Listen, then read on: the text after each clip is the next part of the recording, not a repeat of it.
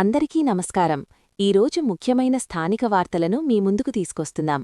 ముందుగా నిరుద్యోగ యువతకు ఒక అద్భుతమైన అవకాశం గురించి తెలుసుకుందాం.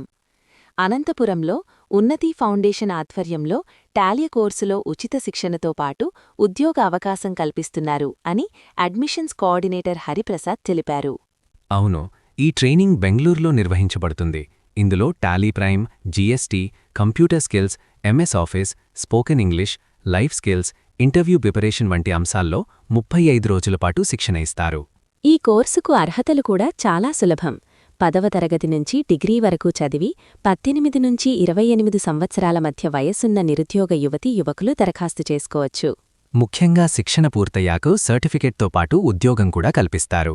ఆసక్తి ఉన్నవారు వెంటనే 9000487423 నంబర్ను సంప్రదించండి. రంజాన్ శుభాకాంక్షలు.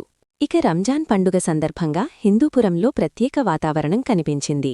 అవును, ఎమ్మెల్యే నందమూరి బాలకృష్ణ ముస్లిం సోదరులకు రంజాన్ శుభాకాంక్షలు తెలిపారు. క్రమశిక్షణ, ఆధ్యాత్మికత, దానగుణాలకు రంజాన్ ప్రతీక అని ఆయన పేర్కొన్నారు.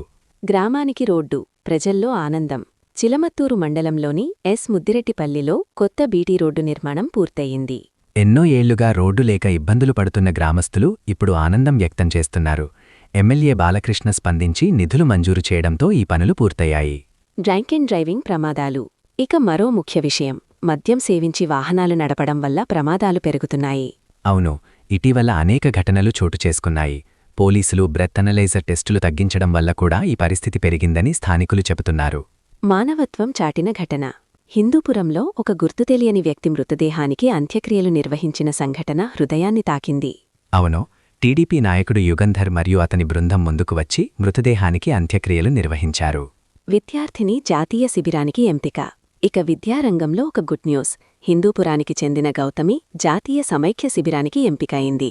ఆమె మైసూర్ యూనివర్సిటీలో జరిగే కార్యక్రమంలో రాష్ట్ర తరపున పాల్గొననుంది. యోగాలో ప్రతిభ.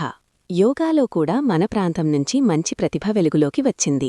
మమత అనే యువతి జాతీయ స్థాయిలో ప్రతిభ చాటుకుని ఇప్పుడు ప్రపంచ యోగా ఛాంపియన్షిప్కు ఎంపికయింది. దేవాలయ ఉత్సవాలు. లేపాక్షిలో చౌడేశ్వరి అమ్మవారి రథోత్సవం ఘనంగా జరిగింది.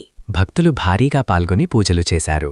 అలాగే శ్రీరామనవమి సందర్భంగా బ్రహ్మోత్సవాలు కూడా నిర్వహించనున్నారు. రంజాన్ వేడుకలు.